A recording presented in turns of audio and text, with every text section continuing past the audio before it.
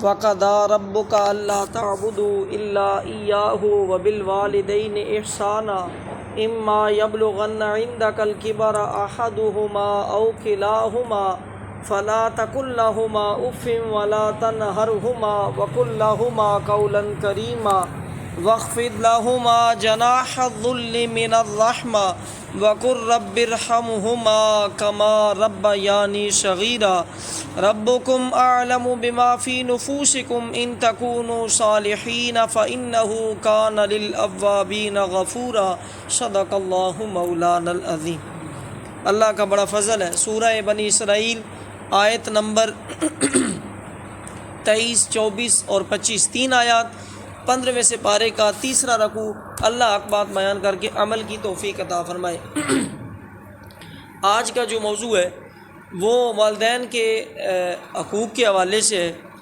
وَقَضَىٰ رَبُّكَ أَلَّا تَعْبُدُوا إِلَّا إِيَّاهُ، اور تمہارے رب نے یہ حکم فرما دیا ہے، اور تمہارے رب نے حکم فرمایا کہ اس کے سوا کسی کی عبادت نہ کرو۔ وَقَضَىٰ رَبُّكَ أَلَّا تَعْبُدُوا الا ایہ، نہیں عبادت کرو مگر صرف ایک اللہ تبارک و تعالیٰ کی، یعنی اللہ کے علاوہ کسی کو معبود حقیقی نہ جانو،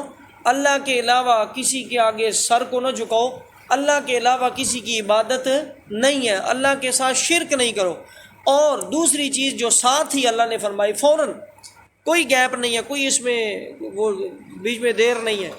فوراً اللہ نے اپنے ساتھ شرک کے بعد فوراً جو حکم دیا ہے وہ والدین کے بارے میں حکم دیا ہے۔ وَبِالْوَالِدَيْنِ إِحْسَانًا، اور ماں باپ کے ساتھ اچھا سلوک کرو۔ یہاں سے اس کی اہمیت اور امپورٹنس واضح ہوتی ہے کہ اللہ کے ساتھ شرک کرنا بہت بڑا گناہ ہے، اللہ کے ساتھ شرک کرنا بہت بڑا گناہ ہے۔ سجدہ جو ہے نا وہ تعظیمی بھی نہیں ہے۔ ہم سے پہلی شریعتوں میں سجدہ تعظیمی تھا، لیکن ہماری شریعت میں سجدہ تعظیمی بھی نہیں ہے کہ آپ تعظیم کے طور پہ فلاں اللہ کا ولی ہے یا فلاں اللہ کا نبی ہے یا فلاں بزرگ ہے یا فلاں جو ہے نا میں ادھر سے یہ ہمارے ساتھ نیکی کرتا تو ہم اس کو سجدہ کر لیں۔ نہیں، سجدہ فقط ہماری شریعت میں اللہ کے لیے، اس کے علاوہ کسی کے لیے، نبی کے لیے بھی نہیں ہے، تو باقی تو پھر نیچے کام ہی ختم ہو گئے۔ اب قرآن میں اللہ نے فرمایا ان الشرک لظلم عظیم، شرک جو ہے وہ سب سے بڑا ظلم ہے، اور شرک کے علاوہ اللہ سارے گناہ معاف کر دے گا، لیکن اگر توبہ نہیں کی تو شرک کی معافی نہیں ہے۔ اور شرک اتنا بڑا گناہ ہے کہ جس کے ساتھ اللہ نے پیچھے ہم نے پڑھا، اللہ نے فرمایا کہ تم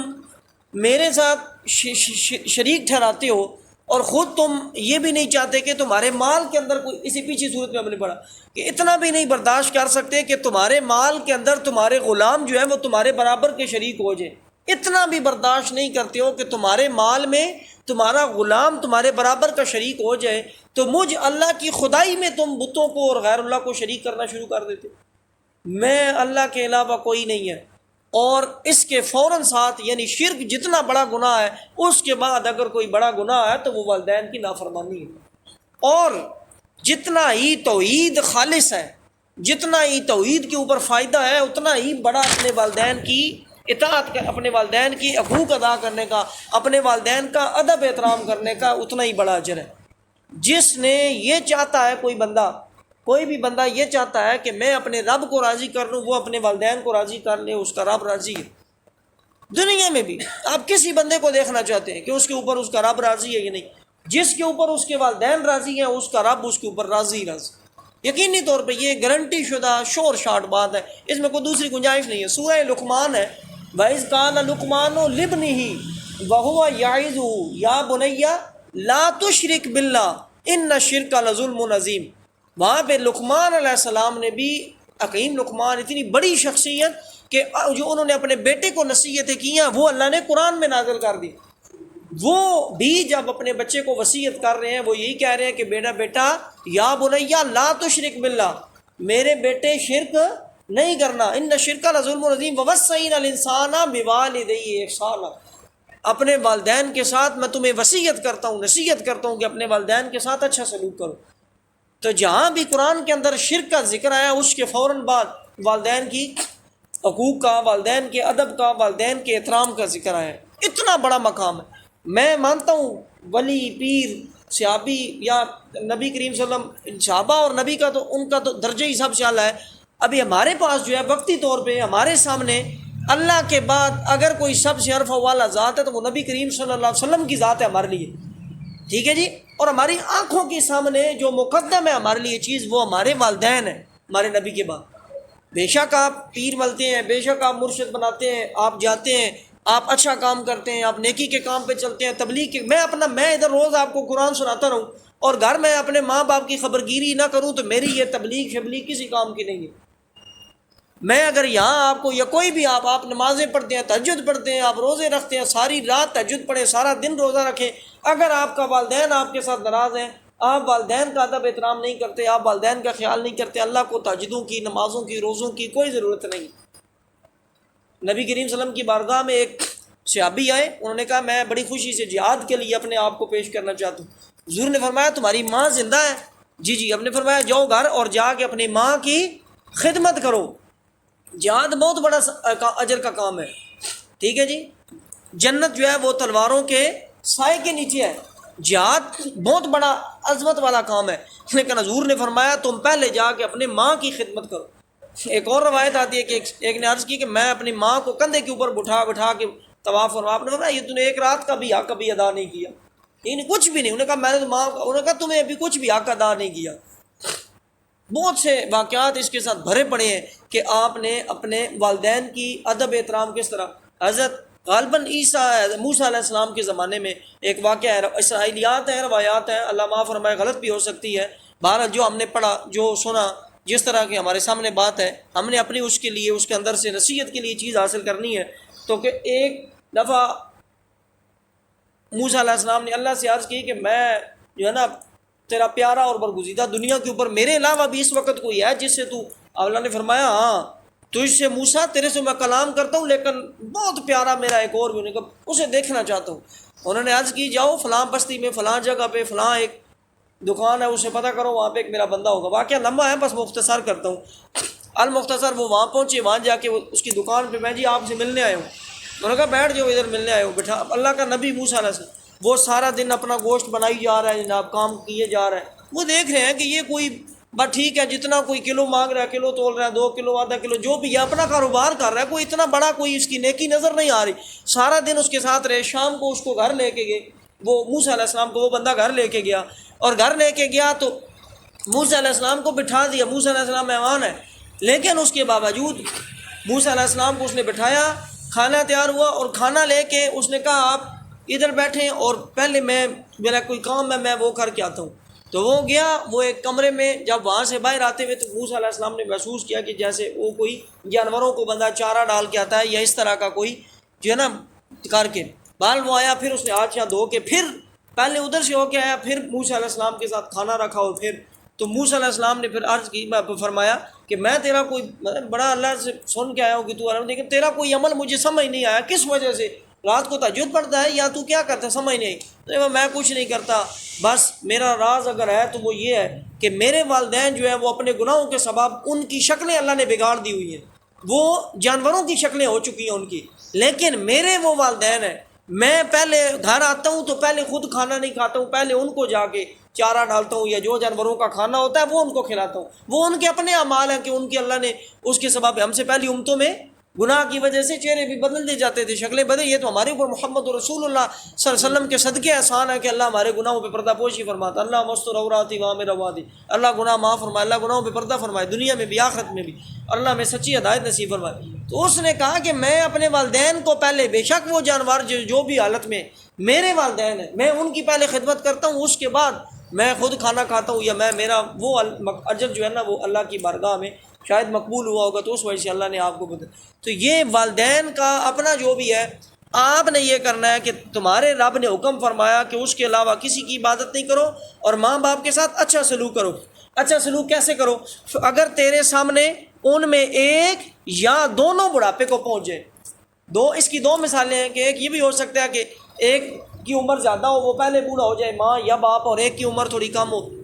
یا ایک اس کی مثال یہ بھی ہو سکتی ہے کہ ایک فوت ہو جائے اور ایک آپ کے سامنے موجود ہو، تو آپ دونوں کو پائیں، ایک کو پائیں، جس طرح بھی ہوں آپ کے پاس موجود ہوں، تو آپ اپنے والدین کی خدمت کریں، آپ اپنے والدین کا ان کے ساتھ اچھا سلوک کریں۔ اب ان کے ساتھ اچھا سلوک ہے کیا؟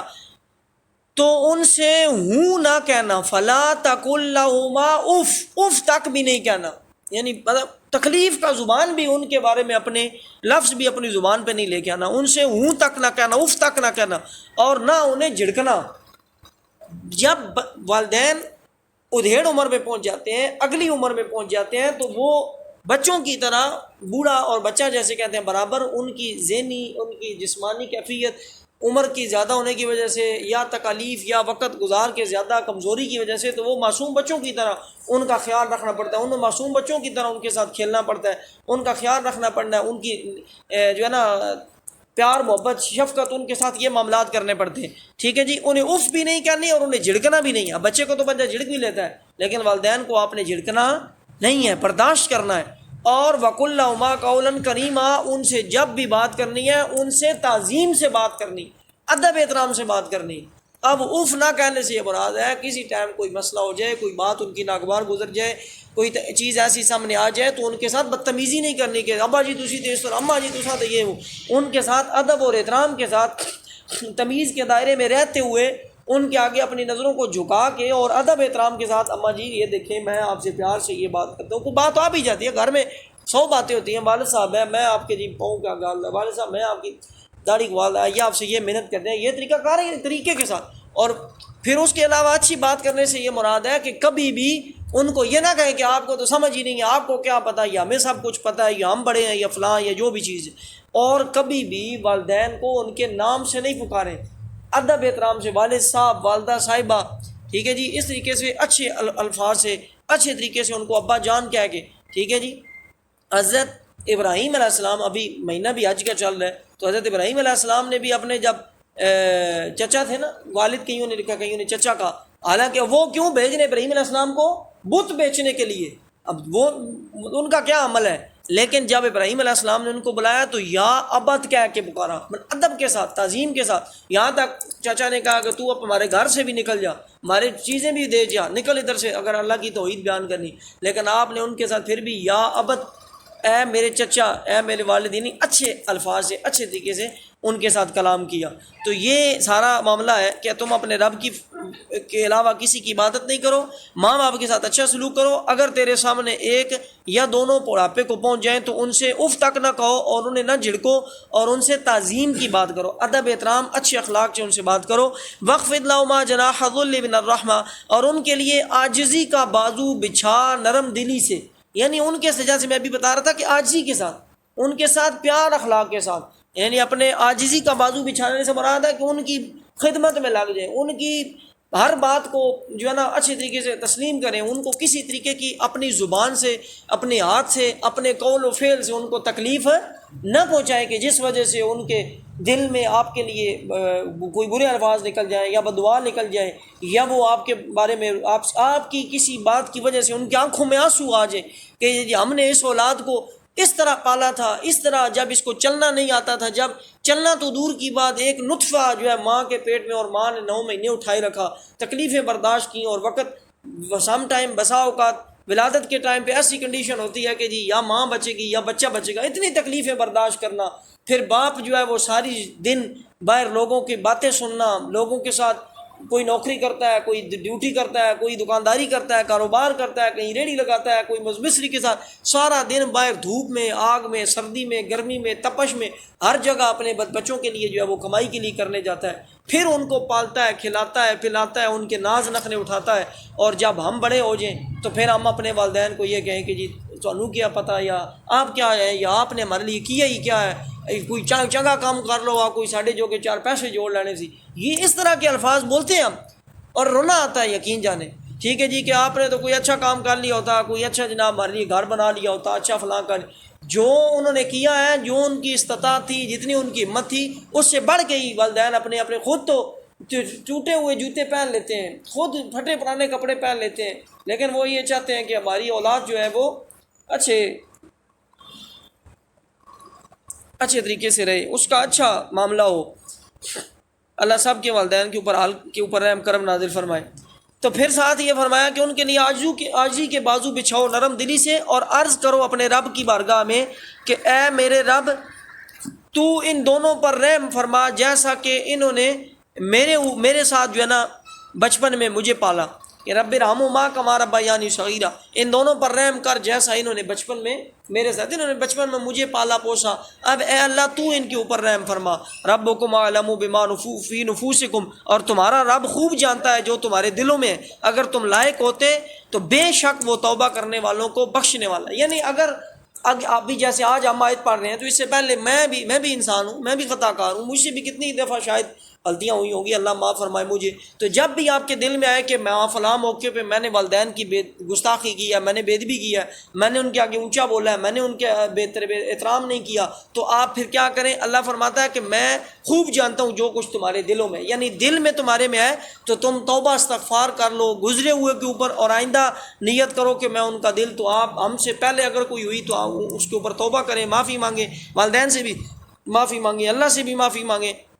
اور اس کے بعد اللہ فرماتا ہے کہ بے شک میں توبہ قبول فرمانے والا ہوں۔ تو یہ جو تھا والدین کے ساتھ اس نے سلوک کا، والدین بوڑھے ہو جائیں ان کے نان نفقے کا خیال رکھیں، ان کے جوتی کپڑے کا خیال رکھیں، اور یقین جانیں جب والدین بوڑھے ہو جاتے ہیں ان کو پیسوں کی یا ان چیزوں کی ضرورت نہیں ہوتی، ان کو وقت چاہیے ہوتا ہے، ان کو وقت چاہیے، پیسہ انہوں نے کدھر لے جائے، ان کو وقت چاہیے ہوتا ہے، آپ کا قیمتی، آپ کے اچھے قیمتی لمحات چاہیے ہوتے ہیں، آپ کے اچھے الفاظ ان کو چاہیے ہوتے ہیں۔ اچھا ان کے ساتھ ماں باپ کی جو ہے زیارت ہے وہ حج اور عمرے کا ثواب ہے۔ ماں باپ حضرت اویس کرنی رضی اللہ تعالیٰ عنہ،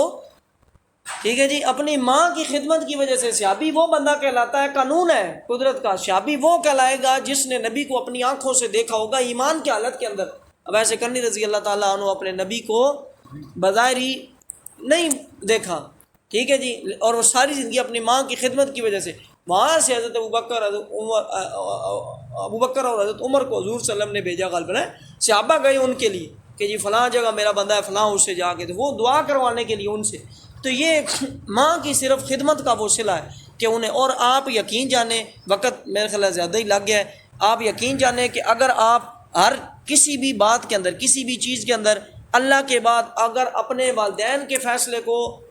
مان لیں گے تو اس میں اللہ آپ کے لیے بظاہر شاید چیز وہ آپ کو اچھی نہیں بھی لگ رہی ہوگی، وقتی طور پہ آپ کو لگ رہا ہوگا، میں خود اپنی ذاتی زندگی کے کئی، کہ اگر آپ والدین کی ہاں ملا دیں، اللہ آپ کو وہ کچھ نوازتا ہے، وہ کچھ دیتا ہے کہ جو انسان کی سوچ سے بھی ماورا ہوتا ہے، کیونکہ جس نے اپنے والدین کو راضی کیا اس نے اپنے رب کو راضی کیا۔ رب کے شرک کے بعد فوراً والدین کے ساتھ اچھے سلوک کی بات ہے، ٹھیک ہے۔ تو حضور صلی اللہ علیہ وسلم سے بھی پوچھا گیا کہ اگر ہمارے، اب جیسے میں، کچھ میرے بھائی جوان ہیں، میرے والد صاحب بھی اللہ جنت دے نہیں ہے، والدہ موجود ہے، اللہ انہیں صحت دے، کئی آپ ہم میں سے آپ بزرگ ہیں جن کے شاید دونوں نہیں ہوں گے، والدین فوت ہو چکے، تو اب ہم کیا والدین کی، تو والدین جب فوت ہو، جن کے سامنے موجود ہیں وہ ان کی خدمت کریں، جن کے دونوں فوت ہو چکے ہیں ان کے لیے آپ یہ کر سکتے ہیں کہ ان کے ساتھ جو آپ نے وعدے کیے ہیں وہ پورے کریں، اپنے والد یا والدہ سے کوئی وعدہ کیا وہ پورا کریں تو وہ ان کو اس کا ثواب۔ دوسرا، ان کو آپ ایصال ثواب کریں، حضور نے فرمایا کہ پہلا تم اس کے لیے جنازے کی دعا کرو، ٹھیک ہے جی، جنازے کی جو جنازہ پڑھتے ہیں ہم، دوسرا کہ تم اس کے لیے جو وعدے کیے ہیں اس کے ساتھ وہ پورے کرو، تیسرا جو والد یا والدہ نے، والدین نے آپ کو وصیت کی ہے، کوئی نصیحت کی ہے، اس کے اوپر عمل کرو۔ یہ میرے والد صاحب کی وصیت ہے مجھے، میں یہ روز آپ کو جو قرآن پڑھ کے سنا رہا ہوں، یقینی طور پہ ان کی روح کو اس کا ثواب پہنچ رہا ہوگا۔ تو جو انہوں نے آپ کو وصیت، مجھے انہوں نے وصیت کی ہے، جو انہوں نے آپ کو وصیت کی ہے آپ اس کو آگے بڑھائیں، اچھے کام کی چیز ہے اس کو آگے لے کے چلیں، ٹھیک ہے۔ اور یاد رکھیں کہ حضور صلی اللہ علیہ وسلم سے پوچھا گیا تو آپ نے فرمایا کہ تم اگر اپنے والدین جو فوت ہو گئے ان کو خوشی پہنچانا چاہتے ہو، ان کو ثواب پہنچانا چاہتے ہو، تو والدین کے جو دوست ہیں، والدہ یا والد، ان کے جو دوست ہیں ان کے ساتھ اچھا برتاؤ کرو، ان کے ساتھ اچھا سلوک کرو، وہ تمہارے لیے ان کی بخشش کا ذریعہ ہوگا۔ جیسے ابھی قربانی آ رہی ہے، مثال آپ اپنی طرف سے قربانی کرتے ہیں، ساتھ ان کی طرف سے قربانی کریں، ان کے لیے ہر وقت پڑھ کے آپ جو نیک کام کریں گے بائی ڈیفالٹ کا مطلب ہے قدرتی طور پہ جو بھی آپ نیکی کریں گے اس کا الٹیمیٹلی، انگلش کے لفظ آ رہے ہیں سارے، یعنی قدرتی طور پہ ہی آپ جو بھی نیکی کریں گے وہ سارا ثواب والدین کو جا کے لازمی طور پہ پہنچے گا۔ تو آپ اپنے والدین کے لیے صدقہ جاریہ بنیں، زندہ ہیں ان کی خدمت کریں، ان کے آگے کوئی گستاخی گناہ بےدبی گستاخی ہوئی ہے ان سے معافی طلب کریں، آئندہ کے لیے ان کے ساتھ اچھا معاملہ کریں، جتنا ہو سکتا ہے ان کو خوش رکھیں، اور جن کے فوت ہو گئے ہیں وہ ان کے لیے ان کے دوستوں کو، والدین کے دوستوں کو خوش رکھیں، ان کے لیے کوئی صدقہ جاریہ کے اوپر کوئی کام کروا دیں نیکی کا جو چلتا رہے، ان کے لیے کوئی اس طرح کے نیک اعمال کریں۔ اللہ تبارک و تعالی اپنی زندگی میں کوئی نیک کام لے لیں جس کے صدقے آپ کو بھی ثواب ملے گا اور ان کو بھی۔ اللہ ہم سب کو اپنے والدین کا ادب احترام کرنے کی، تمام شرعی احکامات کو پڑھ سمجھ کے عمل پیرا ہونے کی، ہو کر دین دنیا کی بھلائیاں سمیٹنے کی توفیق عطا فرمائے۔